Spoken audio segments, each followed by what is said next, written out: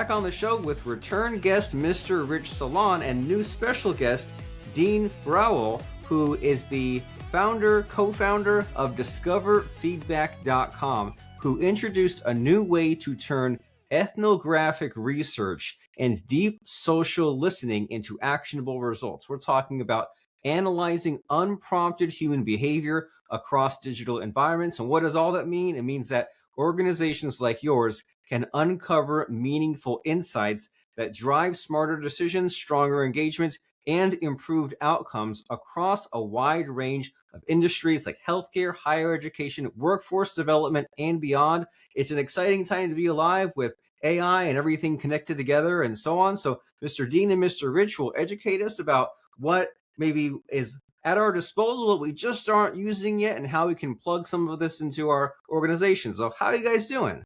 Doing great. Awesome. Thanks for having us, Robert. Yeah, thanks for having us, Robert. Happy to have you. So Mr. Dean, you're the man, the myth of the hour. What's Discover Feedback all about, and what did I leave out of this introduction about you?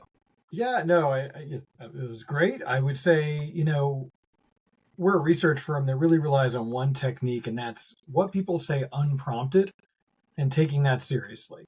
So we're using anthropologists to look at online listening, but more than that, I think it's being the antithesis of what people usually use, right? They're very reliant on surveys and hopeful, fingers crossed that people are answering them honestly, that even the right people are answering them for that matter. And instead kind of ignoring all this behavior that's out there, that's already being given unprompted. And I think also knowing that could be affecting other folks listening and watching as well. And that's where, Rich and I have done a lot of work and a lot of talking around today's workforce, right? And like the state of employee engagement. Well, it's both that recruitment, that retention standpoint and the recruitment side, and what prospective employees are seeing too.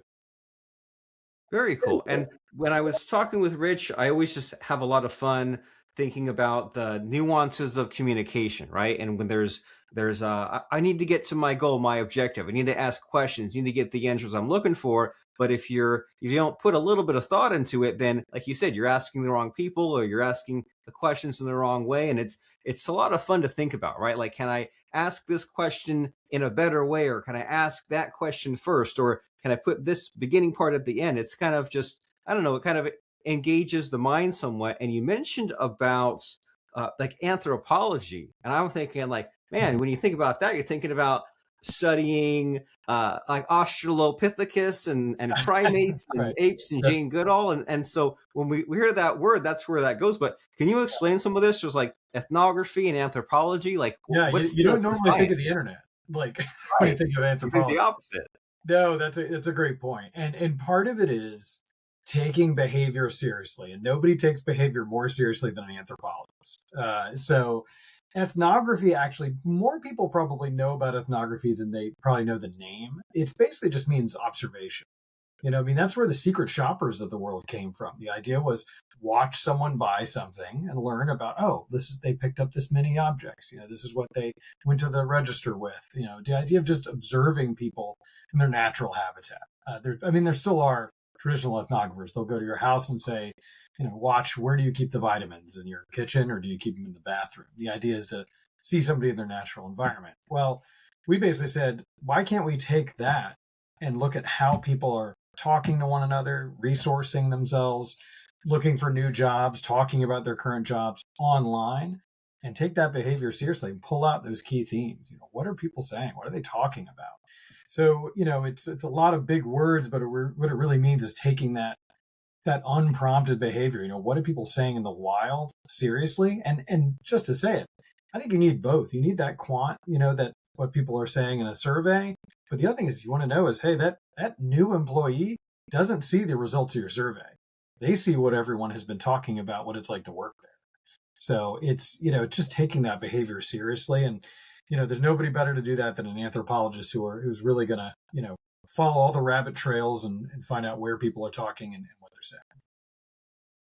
That's fun. So you're taking the data, the numbers, but also the stories, the observations. It's like when you visit the zoo, you see them in a natural environment. And it's fun to think about because like I used to do like software and, taking out the bugs, that's no fun. But then when you think about like the architecture or the way things are presented, or do I have this menu there, the button there, like Yeah. that's more fun. And there's been so many times when I've been even say like on a sales call, right? I'll be on a Zoom and maybe I'll screen share with someone, like see their screen, and they're even going to my website, and I kind of cringe. I'm like, oh, well, that link that's over there, that should have been bigger, or it should have been more obvious that they should go over and like scroll down to that. And it's like, sometimes we get smacked across the head, don't we, when we like think, oh, well, it makes perfect sense that my menu's there or that my cash register is there. But when we see just the average person go through the process even one time, we're just like, I already see like 4 ways to improve. I mean, you're talking about like user experience, and I think that's, even when we talk about whether it's the employee or the consumer, but it's about just understanding what is their actual experience, right? Like, and yeah, you're right. I mean, exactly. How do you design? And one of my favorite things is just like language. When someone's talking about the best thing about you, how do they describe it? Not how you describe it, but how would they describe it? What's the path? What's the journey they take to get there? And that's, yeah, Rich and I've had tons of conversations around that, especially around the sort of the current state of employee engagement, right? Like, and just this idea of like where are we at in terms of how we make decisions, on that? And have we been in a kind of an obtuse box for a long time, partly because of surveys and partly because we kind of don't pay attention to all this behavior that's sitting right out there to be chewed on and can be used to make decisions.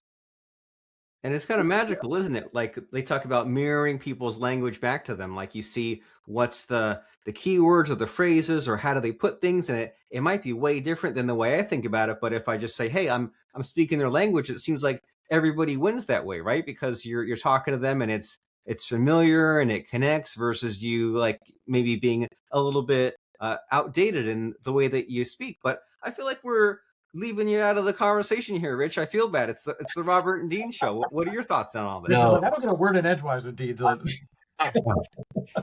Typically, Dean and I have these robust conversations that rarely go under 90 minutes because of our passions around employee sentiment, employee engagement. So the state of employee engagement in 2025, the expert told us that 31% of the United States workforce were actively engaged in their job. So that leaves the other 69 who are just disengaged or actively disengaged. And 31% is alarming. It mirrored the prior year, but it's only down from a peak of 36% engaged around 2000.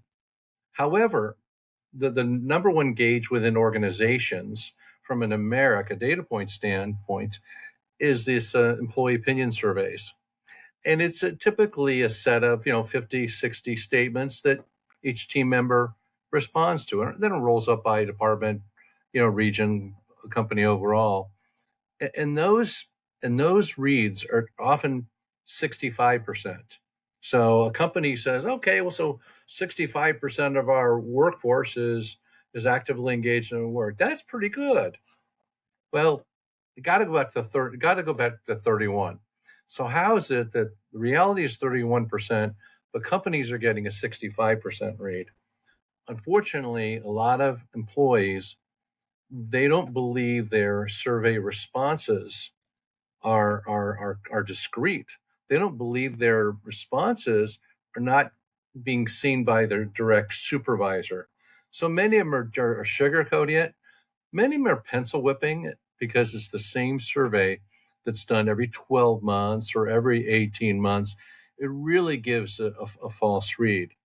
The other two venues to get senior leadership feedback is, send employee relations and human resource members out like myself.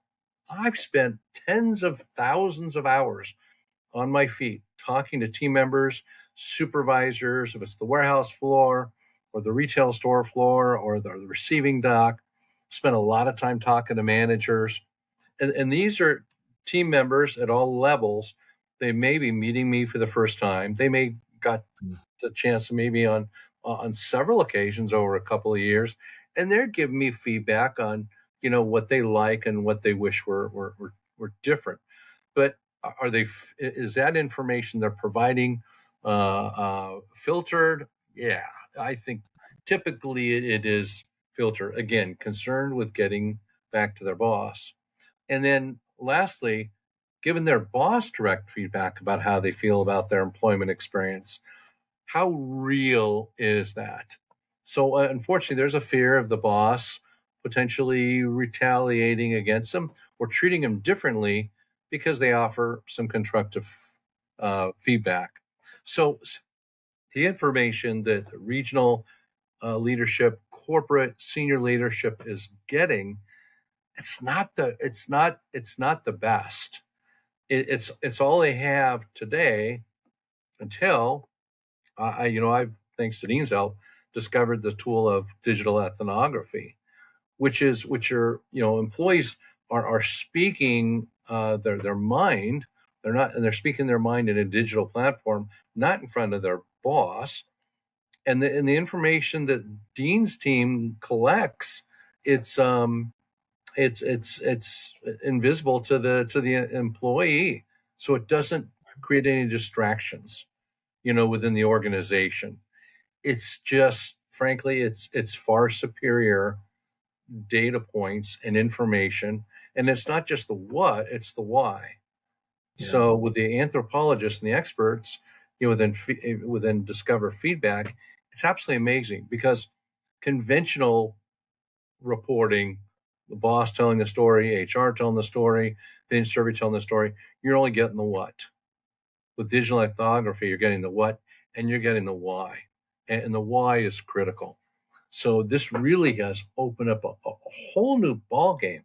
It's like, boy, I wish I had this tool when I was help building leading companies like Home Depot, Lowe's, Penske, Circuit City. Oh, it would have been wonderful. We could have done so much better, and helping our position in the marketplace at the same time, because a lack of engagement spells a lack of productivity, which results in a lack of profits. It is what it is. And what does this look like? Like, as far as collecting the data, you say things like it's done invisibly. Like, how was the data collected? Yeah, that's a good question. Yeah, it's so the short answer is, and this is one thing that's kind of interesting about it, it's a qualitative research technique. So point is, we want to know what the stories and the verbatims are. So we're looking at, even something as simple as like TikTok. We're not just looking at the video, we're looking at the comments. And so every time we're seeing these comments and someone self-identifies as, whatever we're looking for, again, whether it's an employee, whether it's a consumer, whoever it is, we're coding that data. So we're taking that, that comment, we're saying, okay, here's the demographic, and we're coding for demographic or geographic, or if they're talking about a particular facility. And so even though we're getting that qualitative, that rich qualitative data, we're also, when you start talking about coding thousands of behaviors, we get quantitative too. So we're literally collecting it ostensibly by hand, right? And like putting it into a database, but then we're able to illustrate even, quantitatively, hey, here's all the themes we're seeing.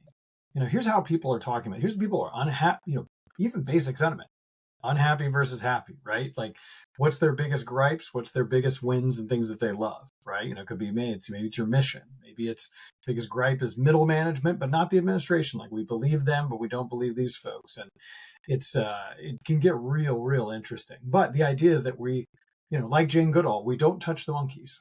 We're not, this isn't about prompting anyone. We want to see what are people saying without us prompting anything. So it is just what's publicly available.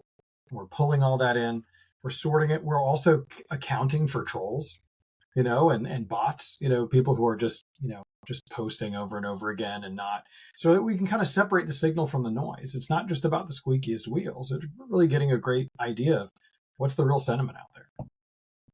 You make it sound like so much fun, and it can be. And I think that, and especially and I don't know if there's just more of this, or if it's the algorithm showing me more, but lately, the past couple of months especially, I've seen so many charts and graphs on things. They say things like, well, here's this about the economy, or here's this social issue in 1973 compared to today. And it engages my brain in ways that, like, reading the boring words don't. And and you have to wonder if like because of AI and you can like iterate through all these thousands of comments and like kind of assemble the word cloud and figure out the sentiment. It's like it's pretty cool, right? That we can just like take all these mountains of data and like draw conclusions and say, hey, you wouldn't have noticed this looking at like 10 or 50 records, but in the aggregate, because it's sifted through like tens of thousands, it's like, hey, here's what Home Depot is doing right, or here's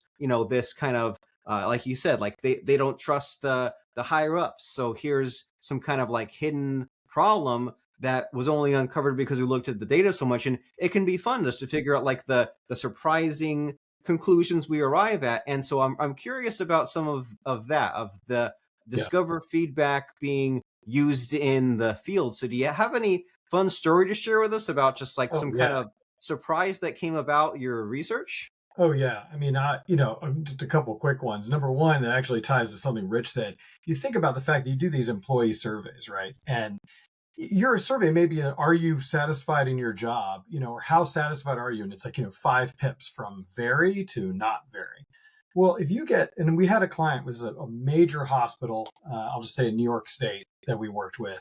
And they were like, look, our employee surveys have been trending down into not very satisfied for a long time. The problem is all you know is that they're not satisfied. You have no idea why. You have no color to that at all. All you know is that it's going down. And they were a great example where that flat out what they said. They said, look, we've been watching this for a couple of years now. And all we know is that there's a fire. We have no idea where in the house the fire is. We have no idea. And so that's where we were able to really bring out, hey, in particular, it's these moves that were done that they're still talking about. That you're messaging. This actually, Robert, you made this point earlier. That we found the company was messaging past them. They kept using this language that was exactly the language that ticked them off in the very first place. The other one I would say too is we did some work for a company where we pointed out, hey, we think had to do with pharmacy. We pointed out that pharmacists were incredibly unhappy, and in this particular couple of companies in particular, we said, look, we think there's going to be a walkout. We sent that report in 1 year before the largest walkout in that company's history of their pharmacists. CEO was fired a month later. We didn't predict it. All we did was listen to what was already, they planned this whole thing out on Reddit, on social. But it's a great example of even just doing a little bit of listening could give you an incredible insight and make it seem like you predicted things. But even more than that, it could prepare you for things that are just happening underneath your nose out loud in public. But if you're just staring at the same thing you're always used to staring at, and I should, something I haven't mentioned, I should definitely point out, it's not always bad news. I think there's a feeling like, well, if employees are talking online, it's always negative. That is absolutely not the truth. But even when they're talking positively, knowing what it is that makes them happy, that's gold, right? Like if you find, we did work for a company in the Midwest, and one of the things we pointed out them was people are talking about the fact that they don't even care that they're making less than they would at your competitor, because when they work for you, they know they're working for this mission they believe in. Man, that is like a back of the box of the movie quote, right? Like, and to be able to have those verbatims and show that in large S, that's something that probably wouldn't show up, even if you'd know, okay, they're marking satisfied, but to know why, that's huge, right? And it gives you some things to hang on and like be able to actionably move on. Yeah, listening is an underrated skill, isn't it? In the micro and the macro sense, that there's That's like right. person to person, but there's also what people say about you. And again, you're giving me flashbacks to like even like I'm a super small business myself. I'm 10 employees, and even when I was just like one employee and it was just me, even when I was like a teenager, I'd go on the message boards because the internet was small enough where like people would talk about. They didn't call it a personal brand then, but people would talk about you. And I think someone said that what they liked about me at the time was like the systematizing, the template nature. I'm like, cool, I'll lean into that, right? If someone is saying, hey, unprompted, here's what I like about Dean Browell and feedback, then it doesn't always have to be bad. It's like, hey, if people are saying this about me I hadn't even noticed, then why not amplify? Or if I'm doing it well on accident, imagine how well are we doing it on purpose? Oh, I mean, absolutely. I mean, you're 100% correct. And what's funny is I think for as big as the internet has gotten, it's gotten small again in a way, because now you've got Reddit threads that are just for a small town. Yeah, you've got Reddit threads that are just about what is it like to work at this place in this facility specifically. So what's funny is it's kind of gotten small again, and people want to hear. I mean, again, think about one thing we haven't talked about is like the prospective employee, right? That's like, hey, I'm thinking about applying there. What's it like to work there? And getting in a discussion with people who work there. Man, you should want to know what are people answering? You know, what questions are people asking, and who's answering? That would tell you an awful lot about how, you know, what you could be doing better, and even more than that, how you're going to retain folks and attract folks. Ooh, and I can see why kind of matched up with Rich with the human resources aspect, and those Reddits you're talking about. Sometimes I'll join many of them just for fun, Sure. ooh, what do all the Starbucks employees have to say? What do all the Amazon Flex drivers have to say? Just because it's like it's my own peek into the world and some of the craziness that happens, and it's like Right. I'm not sure I'd want to like live that, but just to kind of see what happens. It's fun to hear about the adventures, but then if someone was like pursuing that as a career, it's a fun peek into that sort of thing. Like, you know these people that they kind of go up through like the hamburger and McDonald's University, for example, and it's like, well, that's a whole other like world. Like I would be afraid to even know about, but if someone says that's my mission, then they can just kind of do all this Redditing research. But then if it's all this bad stuff being said, then that is kind of a search engine optimization, so to speak, problem to be solved, right? You see like where it, like your rankings are low kind of in a sense, and people are saying bad stuff. So why doesn't your organization clean it up? So when they do go and peek at what do all the Starbucks or McDonald's employees have to say, it's all good things for the new hires in the future. What a concept. And so, man, I feel like we could talk about this all day, and I'm starting to understand the Dean and Rich kind of the 90-minute minimum conversation. But since it's a podcast, we want people to know more. We only have a few minutes left. So in this conversation we're having, do you think there might be a missing question that I could be asking either of you, but I just don't know to ask that question? You know, what I would say is, what is the next big gift from human resources to American businesses? And I'll tell you, the last major gift HR, my world, gave to American business was the invention of employee engagement. It was around 2002. And at the same time, we gave them the opinion survey to help measurement. And that's the last greatest thing that the business has gotten. I think the digital ethnography, to understand not only the what, but the why of how your employees are feeling. I think it's the next big thing. I think it's going to be the next holy grail on what we can give to the business. So that's it in my mind. I'd 100% agree, and I would just go even one step further. Say, you know, especially if you're listening, you're saying, well, but I'm in this industry where I'm all about attracting and retaining fluid engineers or electrical, you know, some real narrow. You'd be shocked how there's a separate message board just for electrical engineers who work on a particular kind of, you know, so it gets super, super narrow no matter whether you're talking about, you know, a hamburger university or a specific kind of engineer. These spaces out there, and they're talking about what it's like to work somewhere. Well, very cool. And how do we tap into this? Like, you have the software, I understand, or this tool, or like, where does your company fit into solving this problem? Yeah, we do projects all the time for folks. And then we also do a lot of ongoing where, hey, maybe every quarter or once a year, we're updating, you know, we could do a big baseline study of where you and where your competitors are at and how the employees are talking, and then say, okay, let's keep that fresh, right? And keep watching those trends on a quarterly basis, for example. So yeah, absolutely. Discoverfeedback.com. Feel free to reach out. We're happy to, you know, sketch how we approach something. Very nice. Discoverfeedback.com. And what are the requirements for this? Like, is there a certain, like, I know you say there's different industries, but like, should they be a certain company size, certain industry looking to solve a certain problem? How does someone know if they're a right fit? So I wouldn't say there's an industry as any industry, honestly, I would say from a size perspective, you really, especially if you have multiple sites, whether that's franchises, whether that's facilities, whatever or you're nationwide.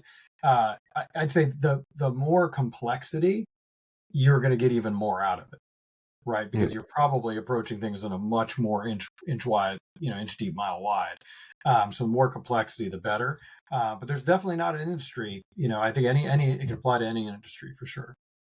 Very cool. And it's definitely important and timely, isn't it? Because we live in a data world. You hear about how, Facebook made billions of dollars just because of data. You hear about Amazon and all the data centers. It's time for your company to get caught up, especially if you're still stuck in that 2002 milestone. You say, hey, employee engagement is a great place to be, but what do we have next? What's the next step for the modern era? And we can find out more about that by going to discoverfeedback.com. They combine proprietary technology, behavioral research, and expert analysis to show you how audiences make decisions, develop trends, and engage with your brand, so that way you can go beyond surveys and tap into some of the data science innovations of the last couple of decades. What a concept. So discoverfeedback.com is the place to go. Before I let you guys go, I need one last little tidbit, one last little prize, which is to get a fun or interesting quote or lesson that has served you, so that way we can end by thinking about some next steps. So what comes to mind as far as a fun or interesting quote or lesson from you guys? I'm going to give you two, okay? Because this is the second time on your show, Robert. Number one is never settle for pretty good. Settling for pretty good does not cut it. And the other one is, how would your life feel if every single day felt like a hot date? Go for it. Go for it. Don't hold back. Yep. So I would say, this is a quote my dad used to always say, is luck favors the prepared mind. But look, I would build on that and say prepared and informed mind. Very cool. It's a lot to think about to help us solve those problems and get to that next step. And we can go to discoverfeedback.com to educate ourselves about how we can solve this problem and how we can make our business work a heck of a lot better, stay ahead of the competition, and so much more. So discoverfeedback.com, they have solutions built for clarity, no matter the industry. They translate the lived experiences of your audiences into tactical changes. So go out there, get educated, and make some changes. Discoverfeedback.com. And thanks for the return trip, Mr. Rich, and nice to meet you, Mr. Dean. I'm really glad that you guys stopped by and educated and entertained us. So thank you. You bet. Thanks so much for having us. Great to be here. Thank you, Robert.